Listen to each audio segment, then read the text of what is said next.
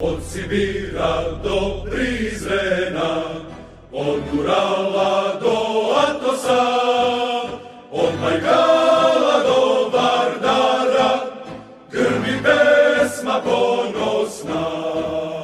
Od Bajkala do Vardara, grmi pesma ponosna.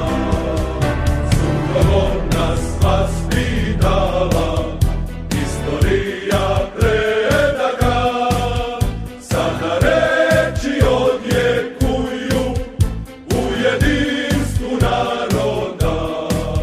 Sada reči odjekuju u jedinstvu naroda. Nikad neću da se predam i slobodu branit ću. Tuđu neću, svoju ne dam, otadžbinu čuvat ću.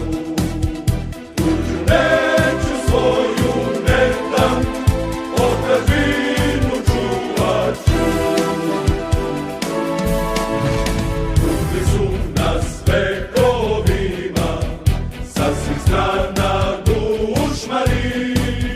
Dosta nek je zanos svima, naše doba dolazi. Dosta nek je zanos svima, naše doba dolazi. Sa istoka sunce stiže, da obasja svaki dom.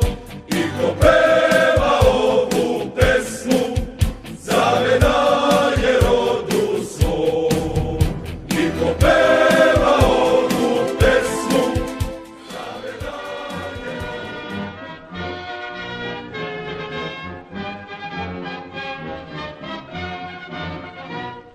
Ранее бывало, свободные дети, сегодня мы волною песню поем. Партии самой могучей на свете, о самом большом человеке своем. Старая Ленина, волею спаяна.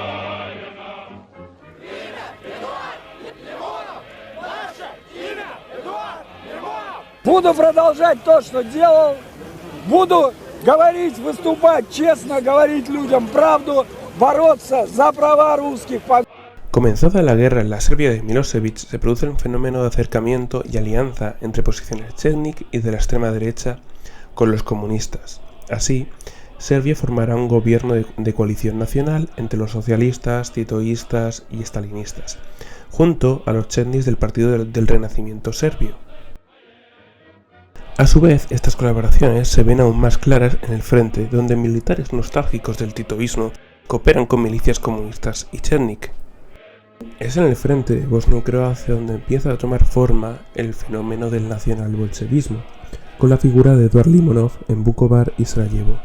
Lo que prioriza toda la política son los intereses de clase. Y los intereses de clase pues acaban adoptando formas de nacionalismos, que es lo que pasó en Serbia.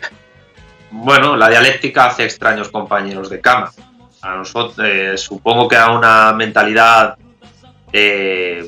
criada e ideologizada en una sociedad liberal democrático burguesa de Europa Occidental o de América, ese tipo de alianzas les puede sonar, nos puede sonar, incluyo yo, pues anacrónicas o perjudiciales para el movimiento comunista. Pero hay que entender el contexto en el que esas alianzas se producen. Serbia supervive como el último reducto de la Yugoslavia independiente y capaz de tener una política no alineada, aunque realmente no era así, aunque realmente respondía a intereses de casta dentro de la misma Serbia. A veces se llega a confundir el nacionalismo serbio con la subsistencia de Yugoslavia. Formalmente aparece como el último reducto que mantenía la Yugoslavia, que se mezcla con un movimiento nacionalista serbio. Predomina el nacionalismo serbio, todo confuso con o que la gente o que ellos mismos con la subsistencia de Yugoslavia, y entonces, bueno, todo se superpone a los intereses de clase. Pues no era extraño que se diera la alianza entre sectores de extrema derecha serbios con comunistas que querían recomponer Yugoslavia. ¿Cuál es la posición que la izquierda tomábamos aquí? Pues casi fue una cuestión que casi, dada la descomposición de la izquierda en la década de los 90, pues casi pasó desapercibido, porque precisamente Serbia, aunque representante de unos intereses gestocráticos y también enarbolando la bandera nacionalista serbia, pues empezaba a distanciarse o a aproximarse a una URSS que a la vez empezaba a conseguir a separarse de la supeditación a Estados Unidos que había introducido Yeltsin en la URSS. Entonces Serbia o Milosevic se aproximó a una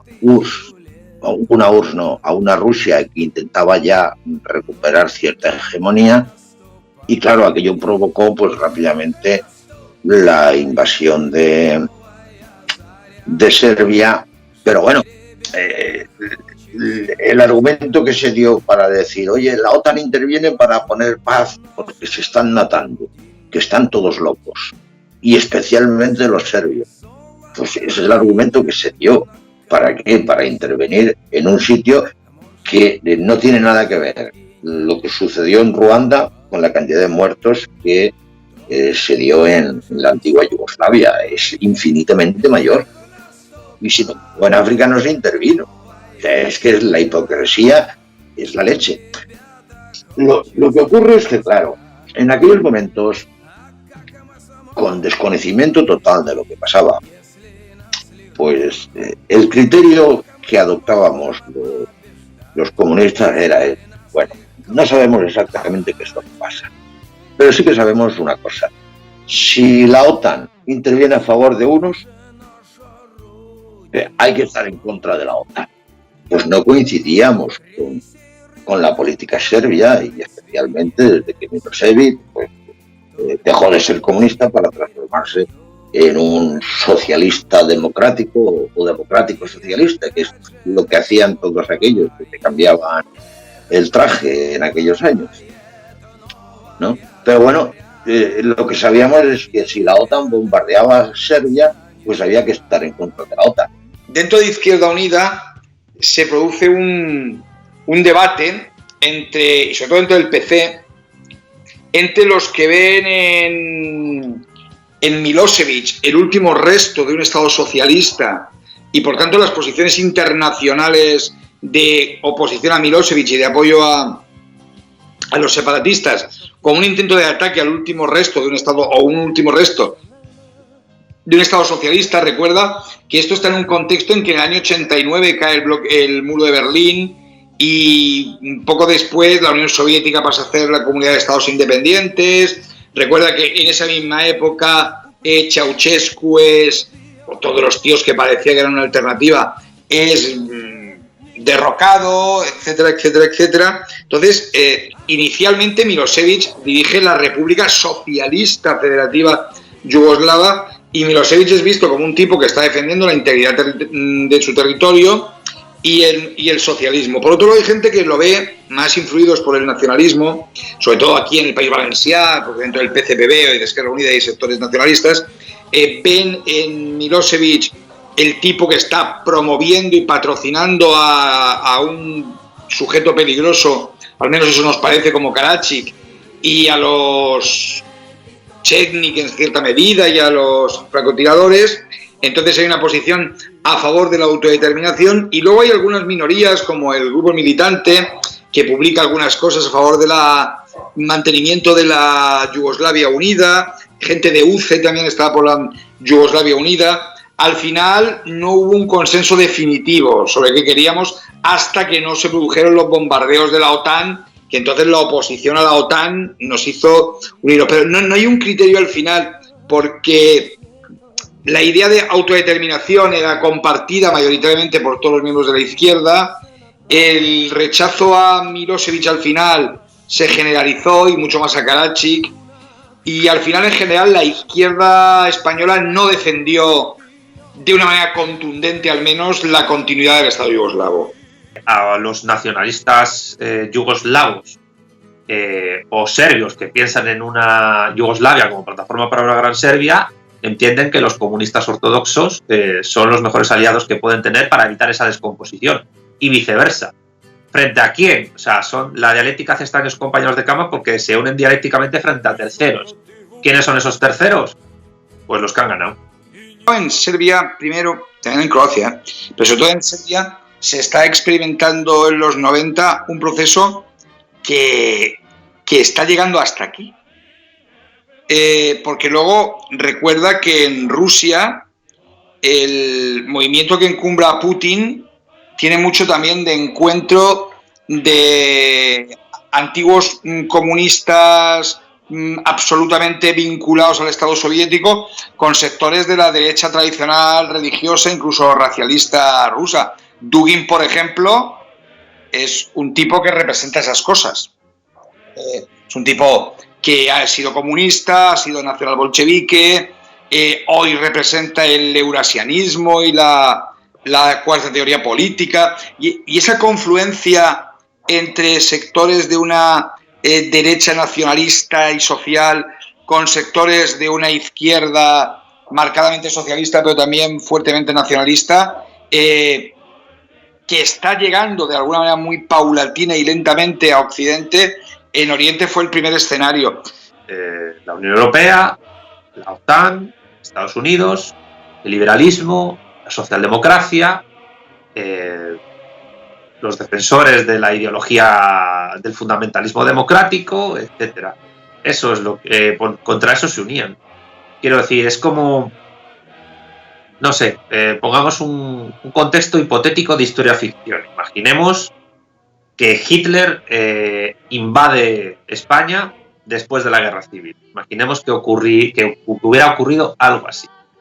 No sería descartable, quizás, que hubiera elementos del bando victorioso en la Guerra Civil, falangistas, nacionalsindicalistas, nacionalistas españoles, incluso monárquicos, alfonsinos, etcétera, que pudieran haberse unido con algunos elementos del bando perdedor de nuestra Guerra Civil, comunistas, anarquistas, etcétera, contra una invasión.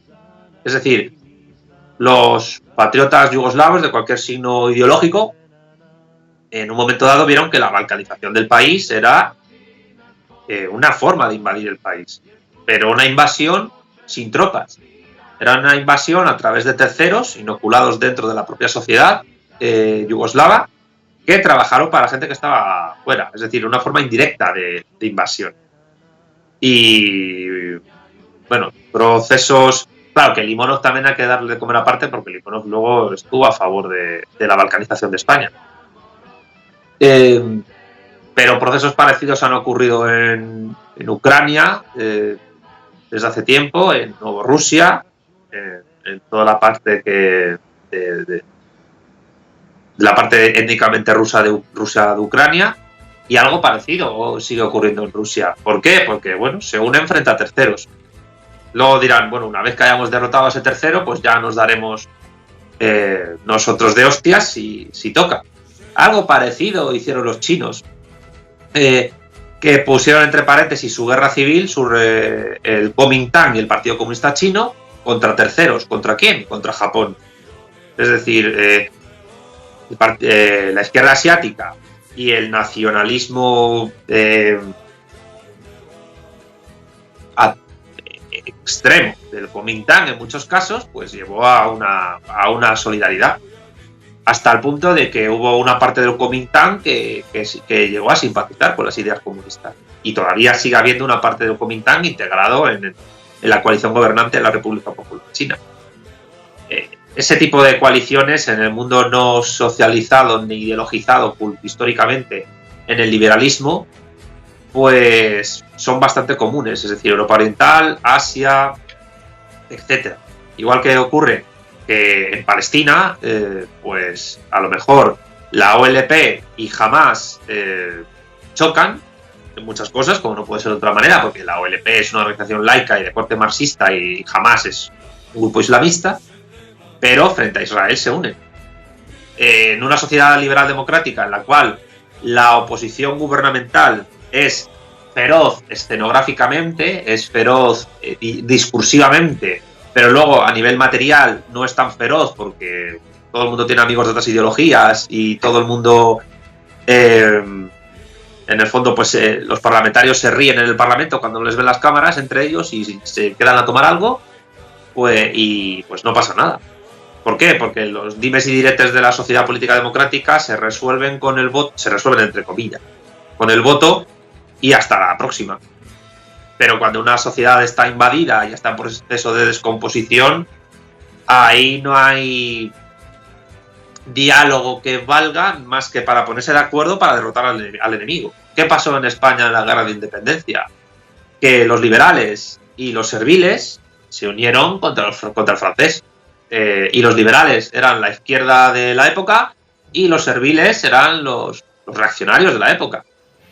Cuando la patria está en peligro, tanto por su unidad o por una invasión, los adversarios o enemigos internos tienen que o hacer tregua o ponerse de acuerdo para establecer un orden nuevo de cosas.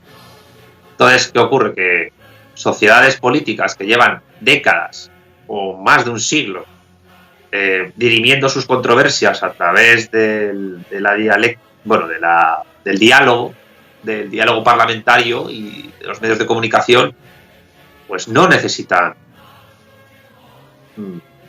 llegar a esas situaciones. Entonces, me parece prematuro, aunque nos pueda chocar por nuestra mentalidad, por cómo nos hemos socializado, condenar que un comunista yugoslavo se alíe con un ultranacionalista serbio contra un proceso de sumisión de tu país.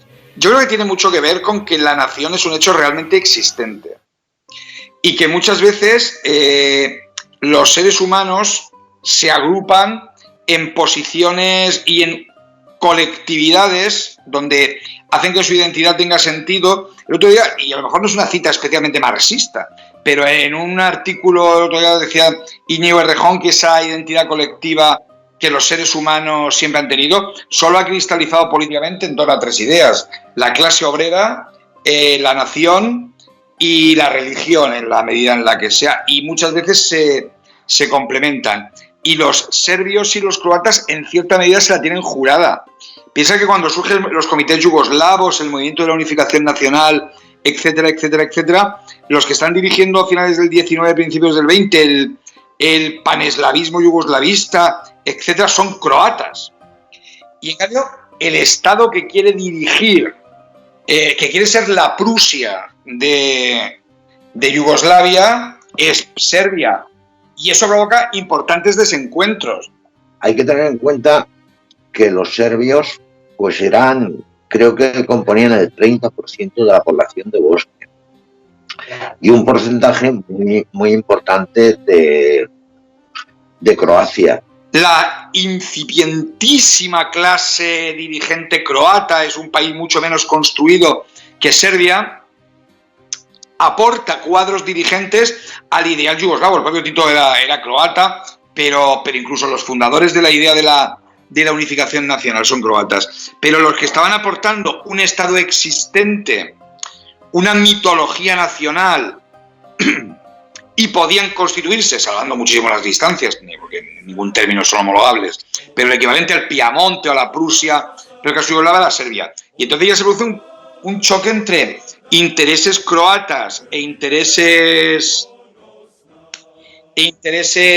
serbios que luego se va a mantener durante tanto el reino de los croatas y serbios y eslovenos como en la incipiente Yugoslavia, y luego durante la guerra mundial, hasta que ya los partisanos, en el fondo, los Chetnik y los Ustashi, en el fondo, si los analizas, obviamente los Ustashi son más fascistoides, están más nazificados y tal, pero en realidad, finalmente, son muy, muy similares en cuanto a planteamientos, y están enfrentándose hasta que llegan los partisanos y con sabio criterio los matan a ambos. Pero al final, ¿por qué están funcionando unos y otros? Porque en el fondo a los Ustašas los está patrocinando Alemania, como el movimiento croata y antes esloveno. Alemania tenía intereses directos e indirectos en la zona, y luego sí es cierto, y tú también lo has dicho antes, que Rusia tiene intereses en Serbia, es una de las causas de la Primera Guerra Mundial, todos lo sabemos.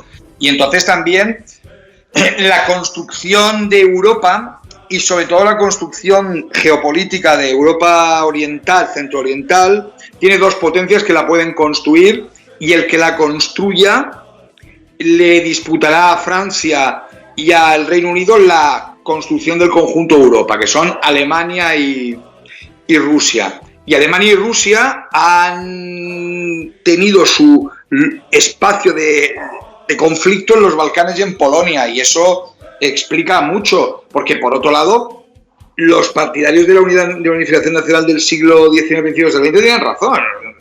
Ser serbio-croata, si no me lo dices, no lo distingo.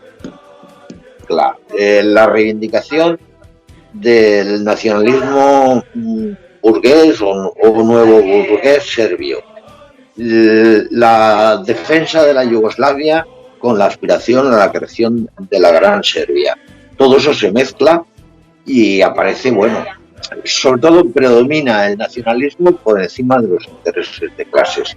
Desde el punto de vista etnolingüístico y de origen histórico son el mismo pueblo. Y luego, en el fondo, los eslovenos sí que podemos discutirlo, y los macedonios también podemos discutirlo. Pero entre serbios y croatas y entre bosniacos, por favor.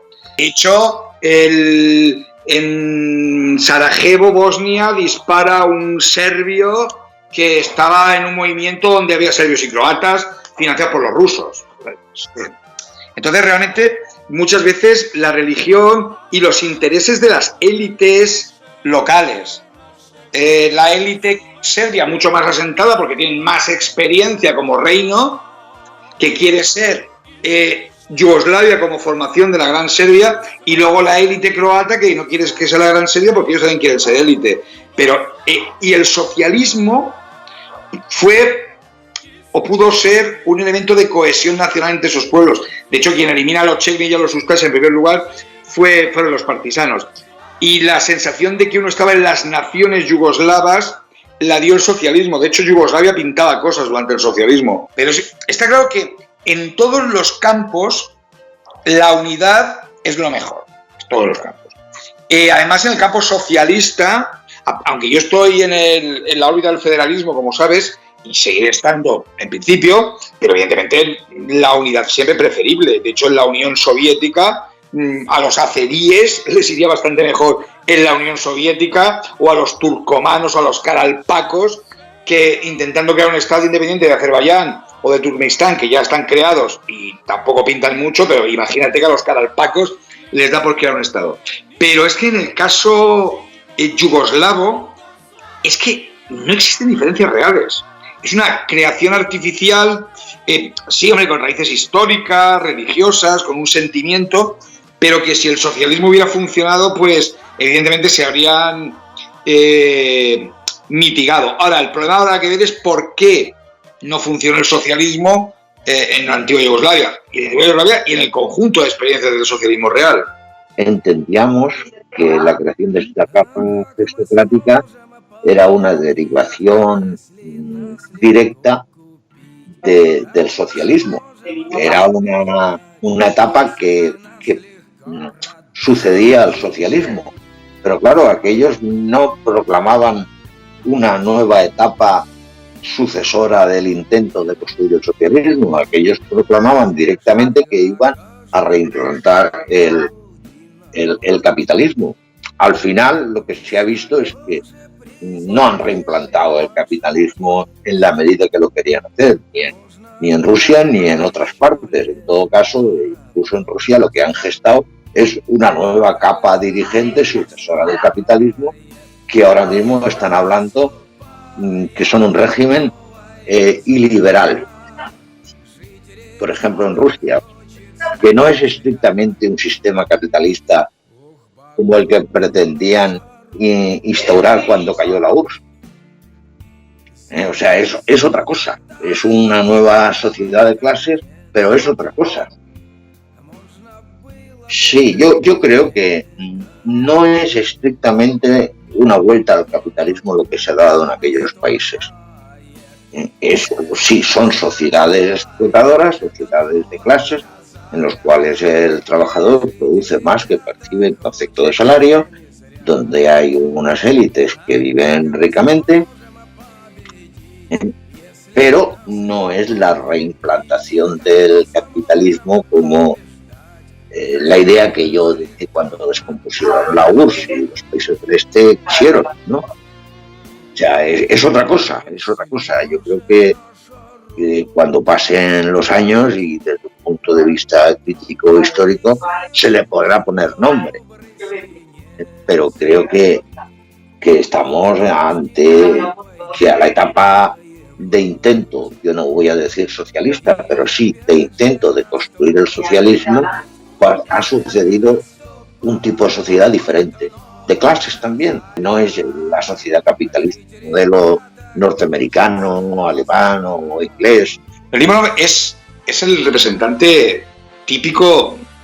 Yo no estoy hablando del nacionalbolchevismo, Limonov es el fascista de arquetipo, un tipo que arriesga su vida heroicamente, acuérdate del vivere pericolosamente, un escritor brillante. Recuerda que el fascismo inicial está lleno de escritores brillantes y vanguardistas, Marinetti, Malaparte y toda esa gente.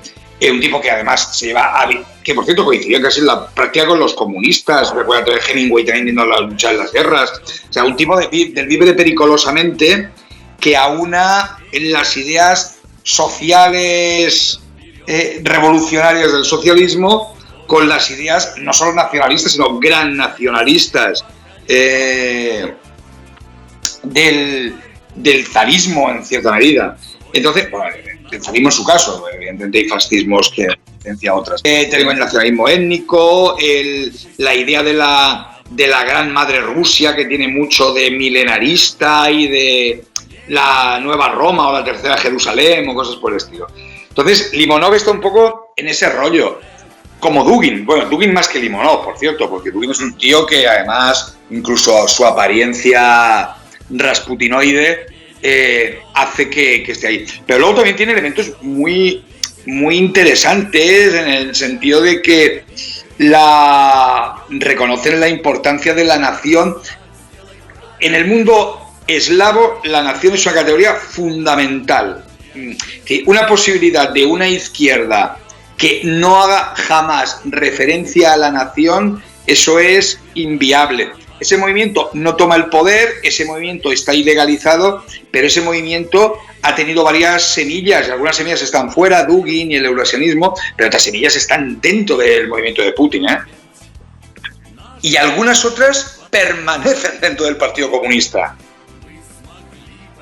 Entonces, hay un cierto elemento transversal de orgullo nacional ruso junto a la reivindicación de los grandes éxitos de la Unión Soviética como parte de ese orgullo nacional ruso que se combinan. Entonces hay un orgullo nacional ruso, paneslavo, muy anterior al socialismo, y de hecho que no tiene nada que ver con el socialismo, que yo creo que Stalin para nada practicó, pero sí que es cierto que Stalin sí practicó un patriotismo soviético que tenía estructuralmente mucho de ruso, y entonces ese patriotismo soviético que tenía mucho de ruso lo han recibido elementos que tienen una educación en términos socialistas y lo han combinado con ese orgullo nacional ruso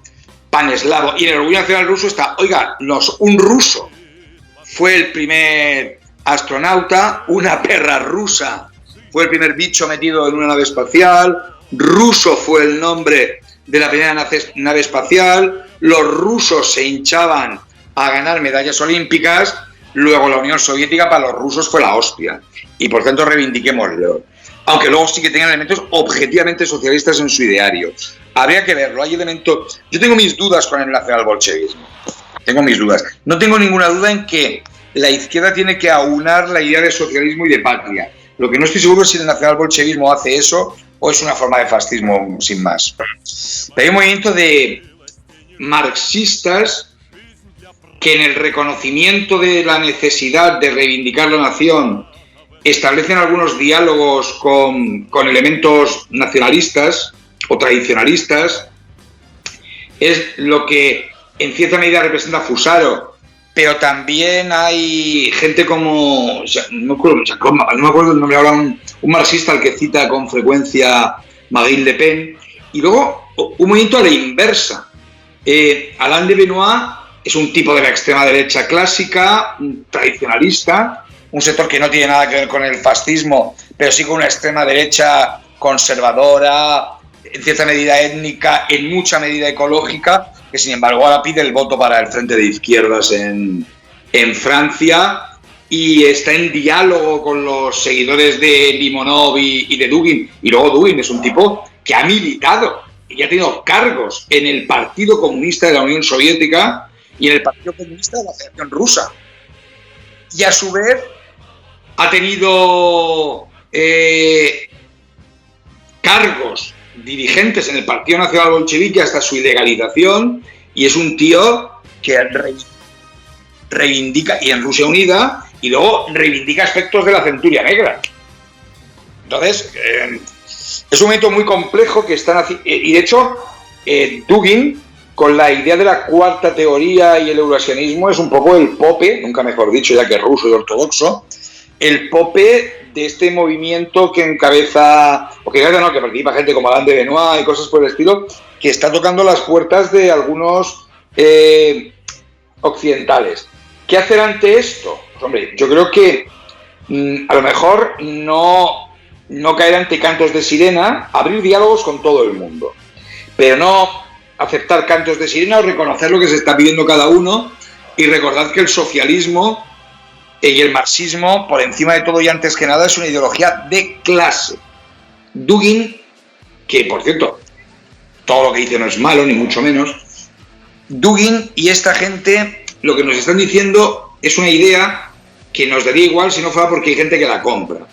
Y la gente compra en el mundo del este, pero no solo en el del este, también en el del oeste, en Europa Occidental, la idea de que la nación es una categoría fundamental en la vida de los seres humanos, tan fundamental como la clase. Yo no digo que sea así, digo que la gente se lo cree o lo asume. Y no cabe duda que es importante. Entonces, o la izquierda occidental hace la síntesis entre el patriotismo español, francés, etcétera, etcétera, y las ideas socialistas, o nos lo harán los de la cuarta teoría mundial estos, y al final lo asumirá, si son inteligentes, la extrema derecha estricta, y entonces sí que tendremos un problema a la izquierda, porque en el momento que ante los pueblos surja un movimiento que es capaz de defender todas las características del pueblo, porque el pueblo no solo se define sociológicamente como marxistas por su condición de clase, también tiene unas lógicas comunitarias, vitales, culturales, mitológicas en cierta medida, que también hay que tener presentes porque también son construcciones y creaciones populares. Y en la medida que la izquierda se ha dedicado a hablar del veganismo y de gilipolleces de índole similar, pues le estamos dejando la representación y la defensa de los intereses populares, o se lo podemos dejar y luego encima, si esta gente lee a los de la cuarta teoría y a los nacionalbolcheviques, pues tienen más herramientas, desde luego. Al margen de que luego Limonov y Dugin digan cosas que son verdad, ¿eh? Pues es que, o sea, la única izquierda que no se entera de la importancia de la geopolítica son las izquierdas occidentales que vienen del mayo del 68 y que piensan que con carriles bici y veganismo y 4 reformas sociales se hace todo el trabajo. Pero la geopolítica es fundamental, es que es algo elemental. Al final de los finales, tú para tener la posibilidad de que se produzca el reparto del poder y de la riqueza, tienes que tener riqueza. Y para tener riqueza tienes que tener mercado y estructuras que defiendan política y militarmente ese mercado. Y si eres un país pequeño, pues tus posibilidades de construir no el socialismo, sino nada, son nulas. Y si tienes una experiencia previa que ha resultado eficaz, entonces yo sí creo que van a darse movimientos en esa dirección. ¿Qué ocurre? Que al final yo creo que esos movimientos van a terminar en una lógica muy Putin, muy de una derecha social.